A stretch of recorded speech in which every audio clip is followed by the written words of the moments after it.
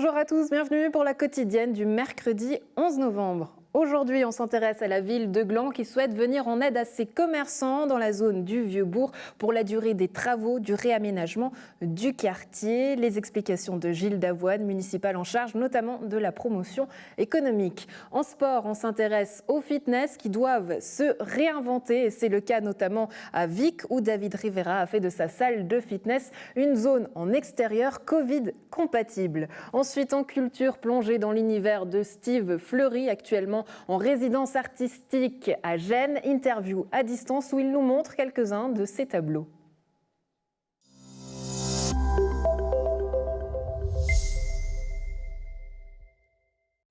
La municipalité de Gland souhaite venir en aide aux commerçants du Vieux-Bourg durant la durée des travaux du réaménagement du quartier. L'exécutif souhaite débloquer un montant de 400 000 francs pour mettre en place des opérations promotionnelles et des animations commerciales. L'amendement sera voté lors du dernier conseil communal de l'année.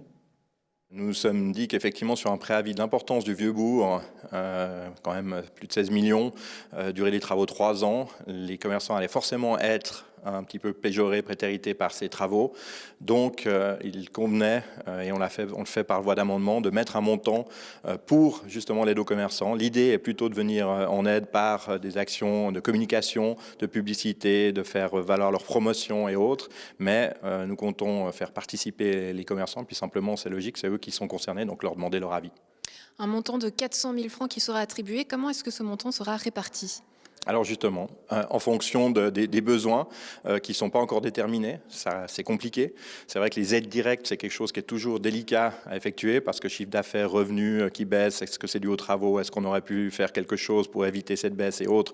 Donc ça, c'est quelque chose, c'est un piège dans lequel on va essayer de ne pas tomber. Par contre, vraiment de venir en aide parce que les commerçants auront moins de visibilité et ça sera plus difficile de les voir, de les atteindre. Donc on compte notamment faire beaucoup de promotion, de communication à ce sujet-là, et puis après, comme je le disais, discuter avec eux pour savoir quelles sont leurs attentes par rapport à ça et comment on peut les satisfaire.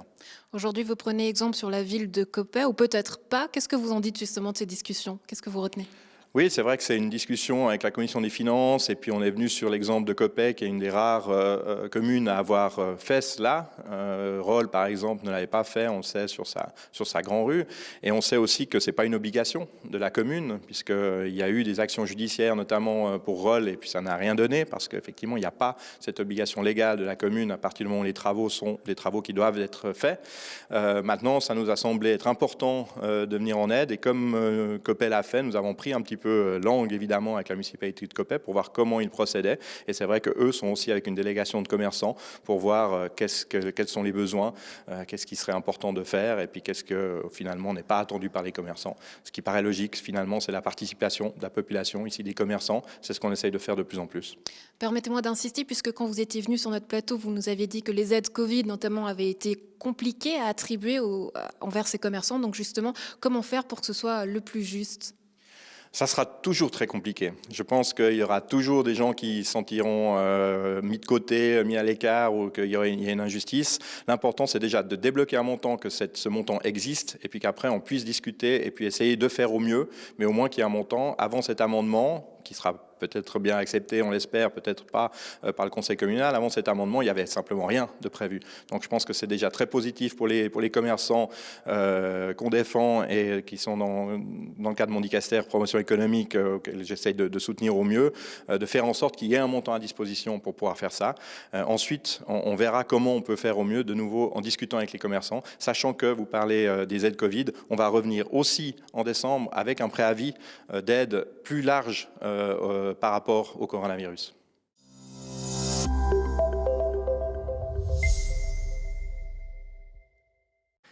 Suite aux récentes mesures prises par le Conseil fédéral, les salles de fitness trouvent des solutions pour permettre à leurs clients de continuer à pratiquer leur sport favori. Exemple à Vic, où David Rivera a fait de sa salle de fitness une zone outdoor Covid compatible. Regardez. Si vous voulez adapter le poids, adaptez maintenant. Comme ça, vous finissez l'échauffement avec le bon poids. Ça va ? T'es à combien, à 10 ? On n'a pas l'interdiction d'exercer, c'est simplement qu'on doit exercer selon un autre modèle. Donc moi, je suis revenu un peu à ce que je faisais au tout début, avec des entraînements en extérieur. Bien sûr, maintenant, on est limité à 4 personnes. En termes de disposition, comme vous voyez, j'ai dû tracer un petit peu pour que les distances soient gardées. Il y a aussi des prédispositions d'hygiène qu'on a dû prendre. Voilà, c'est tout des adaptations qui en soi ne m'empêchent pas d'exercer, mais qui voilà, compliquent un petit peu le travail. En termes des horaires aussi, j'ai dû faire quelques réajustements. Donc je suis passé d'une trentaine de cours à maintenant à une cinquantaine de cours. Des cours que j'ai dû aussi limiter en termes de durée pour pouvoir faire le tournus en fait avec tous mes adhérents. Vous touchez, vous amenez ici, 5 fois. D'abord je déploie mon bras, ensuite mes hanches. J'ai regardé un peu autour de moi ce qui se faisait, j'ai vu beaucoup de salles qui fermaient.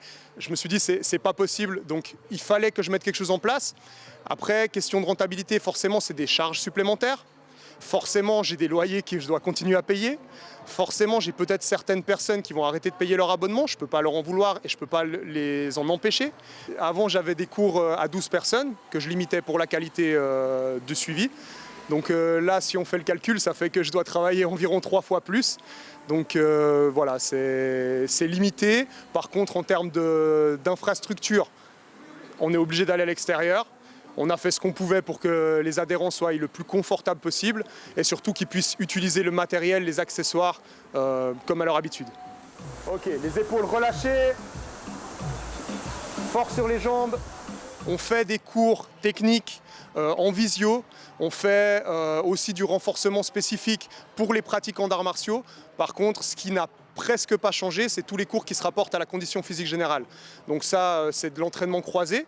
Le terme que les gens reconnaissent le plus, c'est CrossFit, même si je ne suis pas une salle affiliée. Donc ça n'a pas tellement changé en soi. C'est juste que c'est limité à 4 personnes. Le matériel, il faut le rentrer, il faut le sortir. Un petit peu de temps d'installation, un peu moins de temps pour les entraînements, un peu plus de discipline vis-à-vis de mes clients. Mais bon, les gens jouent le jeu, c'est super sympa. Moi, ce que je leur dis, c'est qu'il faut qu'on continue à bouger. Au-delà du fait que juste faire du sport pour soi, c'est aussi un lien. Nous, si on nous enlève le sport, on nous enlève un lien, on nous enlève quelque chose qui est crucial à nos yeux. Les gens viennent ici aussi pour se vider la tête, c'est pas uniquement du physique. Au-delà de ça, moi j'ai pris toutes les prédispositions nécessaires en termes de sécurité sanitaire pour que les distances soient respectées, l'hygiène soit respectée et que chacun puisse exprimer en fait son activité physique dans un cadre le plus sécuritaire possible.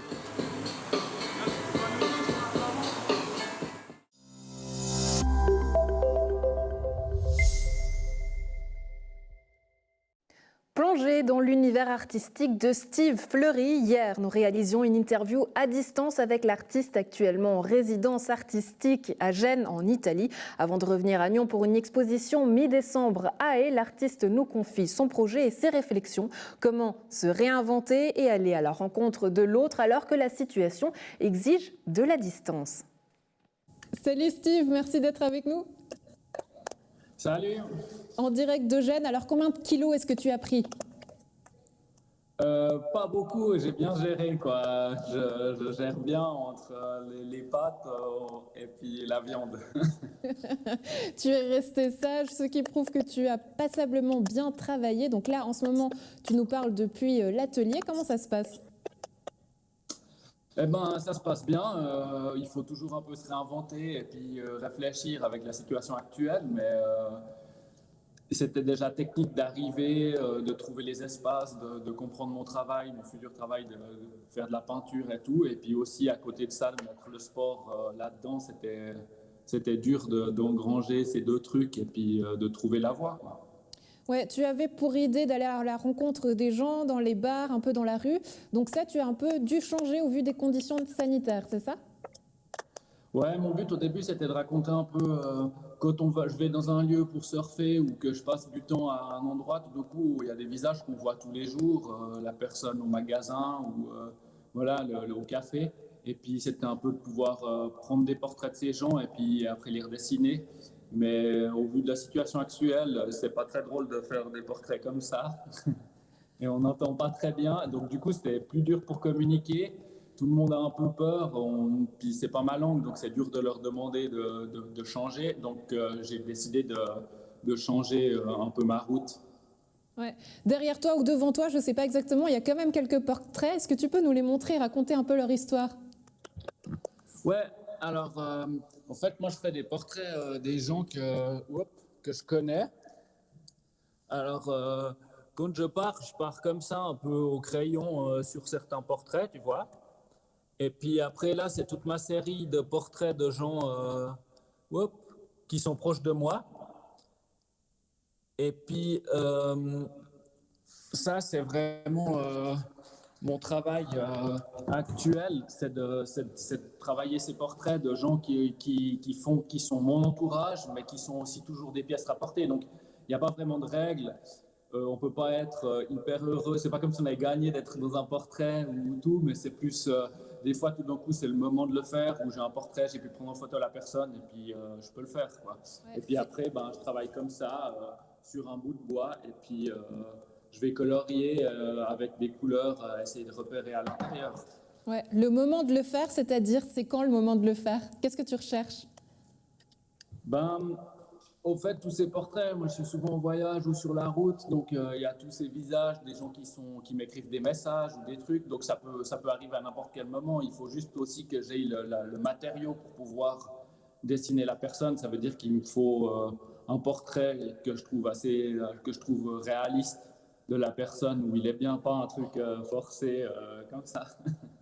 Ouais. J'ai l'impression que les traits sont assez durs, mais tu as gardé la touche colorée. Est-ce que finalement ça reflète aussi un peu l'ambiance qui règne? Non, c'est un peu mon style de dessin. Moi, j'aime bien avoir les traits qui définissent le portrait ou le paysage. Et puis après, la colorisation, c'est autre chose à l'intérieur. C'est plus un truc, les aspects de mettre les formes, de mettre les volumes.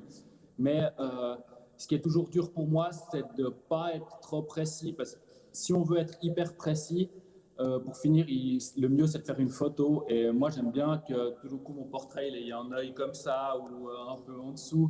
Et puis que ce soit un peu plus frais que trop travaillé, quoi. Ouais. Un peu à la Picasso?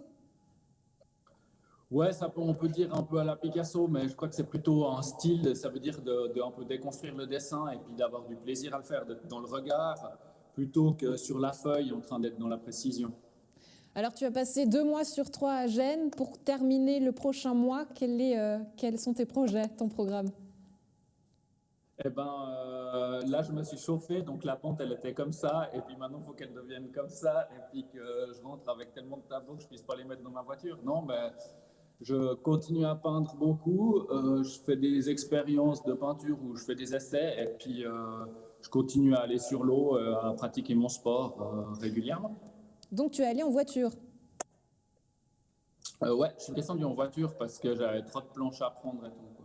Mais heureusement, parce que vu les temps actuels, je ne sais pas si je serais remonté. On se réjouit de te retrouver à Nyon. Avant de te lâcher, j'espère que tu as fait des efforts en italien. Les 3 mots que tu as pu apprendre. Ça c'est dur. Je suis vraiment une pive en italien, mais je peux dire ciao, il pasta ragazzi. Bon, c'est pas fameux, Steve. On compte sur toi pour ce dernier mois. Merci d'avoir été avec nous. Ciao, ciao. Ciao.